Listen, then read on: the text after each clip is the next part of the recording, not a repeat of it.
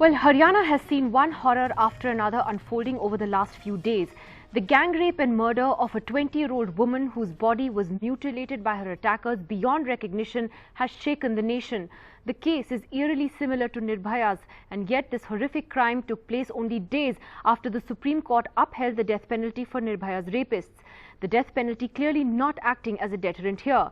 Then there's the case of a 10-year-old girl, a child who's 5 months pregnant after being repeatedly raped by her stepfather. And just yesterday, a 22-year-old girl was allegedly gang raped in Gurgaon, which is just outside Delhi. The question we're asking tonight is whether the death penalty has really been a deterrent in rape cases. Joining us on the program tonight, China NC spokesperson of the BJP, Dr. Anjana Kumari joins us this evening, and we have Karuna Nandhi, senior advocate of the Supreme Court, also with us tonight. Ranjana, let me ask you first, when you hear about these cases, I remember you were on the program on the day that the death penalty was upheld by the Supreme Court for Nirbhaya's rapists.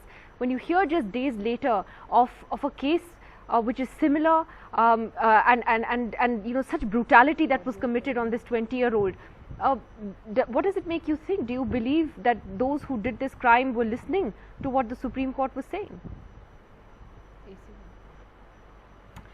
Well, Supreme Court has done its job and really delivered the justice the way it was expected by almost all the people in the country. I think that's something which is really rarest of the rare case with the rarest of the rare punishment.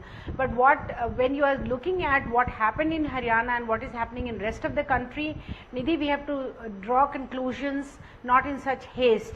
These people are still not have got their punishment, but at the same time, even if they had got the punishment, look at the condition in Haryana. I work very closely in Haryana, in Mahendragarh, Sirsa, so many districts of Haryana I work very closely, in Kurukshetra, Ambala, Rohtak, and I can tell you that there is no semblance of law and order situation there. Anything happening to women, first response of their police is that women themselves are responsible.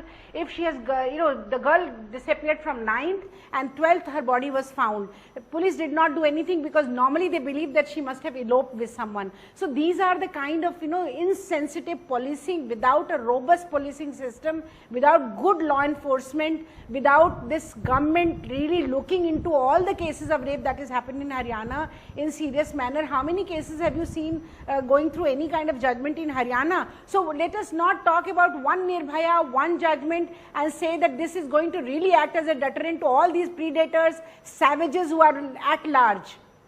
Karuna, let me take that to you, taking off from what Ranjana Kumari says. She says it's too early to jump to conclusions about the death penalty. What do you think? I don't think it's too early at all, and if you pass what she's saying is that there's no law and order in the state of Haryana. Now the point is that the evidence actually on what works and what doesn't to prevent violence, to deter violence and to deter rapes such as this absolutely horrible incident is quite clear. The death penalty doesn't work. All the studies show this, that the death penalty actually has a hardening effect. In cases of rape, if I may finish, in cases of rape where you have the death penalty for rape, now we do, as well as for murder, then the incentive is only to kill, especially in cases of gang rape, the custodial gang rape, I beg your pardon, custodial rape. The evidence of the prosecutrix holds a lot more weight, So the incentive to kill the prosecutrix, the victim, is definitely higher, And so what we heard just now is actually unwittingly correct, which is that if you have better law and order, if you have more frequent conviction, if you have swift and certain punishment, that is what protects the individual. Bloodlust, killing the rapist is something that to some extent there's some evidence to show that it has a hardening effect on society, and violence goes up. And in cases of rape where you have the death penalty, the likelihood that the woman will be murdered, the incentive is higher. So you're actually saying the opposite. You're saying that when you have the death penalty, violence can actually increase in society. Yes. And Ranjana Kumari, there's actually data supporting that. Before I come to Shaina, let me ask you, I mean, the US has done studies where they've actually shown that states, for instance, that did have the death penalty in the US, did not see crimes going down. In fact, they did see crimes patterns going up. They didn't see any correlation between murders, for instance, and the death penalty. And therefore, except for the US, you've seen other, major democracies around the world moving away from the death penalty. Would you say that there's some truth to this, that maybe we need to dispassionately look at some of these studies and whether the death penalty is really making an impact? Nidhi, I am very well aware of all these researches because I have a whole division on research looking into precisely these questions, and I think when we will have a debate on death penalty, whether we should continue death penalty as a developing nation, or as a nation which is more higher level of consciousness now among people, or if we are looking at death penalty as a deterrent anywhere in the world or not, that's completely different set of arguments. Then we definitely have to look into whether we shall have the death penalty or not. Today death penalty is in our law book, and it was established in Supreme Court of India that this was the rarest of the rare case, and that is why the extreme punishment has been given. Even before Verma Commission we have made present, I personally have made presentation, and we have talked about the death penalty and the kind of punishment. So let's not get into that. Let me just briefly, give me half a second. I think I can tell you that in this case you are drawing a too hasty conclusion that they were given death penalty, so whole country, as if before this rapists have not killed after rape. Do you remember Dhananjay? Do you remember that there's hundreds of cases where they have raped and killed the girl? So why are we trying to kind of correlate this and trying to argue about death penalty? I don't think this is justified at this moment. I don't think there is any rationale in talking about death penalty in this case, because this is the penalty available for the rarest, and that's what Supreme Court has done. Well, before I get back to this death penalty debate, Shaina, the question to you is, Yes. the astounding statement all of this is making on the law and order situation in Haryana. I mean, these 3 cases are just, in the last 4 days, and they're absolutely horrendous. I mean, it tells you that Haryana is not a safe place for women, whether it's in a metropolis like Gurgaon, which is just outside Delhi, or somewhere like Rohtak. Nidhi, I want to say that any place where there are perverts, retards and barbaric people with a regressive mindset in any part of the country is not a safe place for women. So let's not limit this to Haryana. Now, what has the Haryana state government done? You have this most tragic case where you have had this 23-year-old girl's face smashed, and we all know the way her corpse was found. So I think it speaks on the larger issue, whether did the state government take action? Absolutely. 2 people, both Sumit and Vikas, have been arrested, as well as 1 more has been taken into custody. The state government is working to ensure that the victims are given the befitting punishment.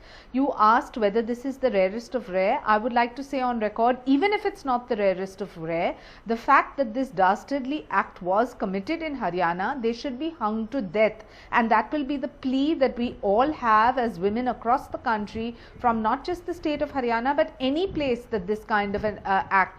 What is rape at the end of the day? It's exertion of power. It is a mindset, and that I agree with you that it's an absolutely dastardly crime, but I am not asking.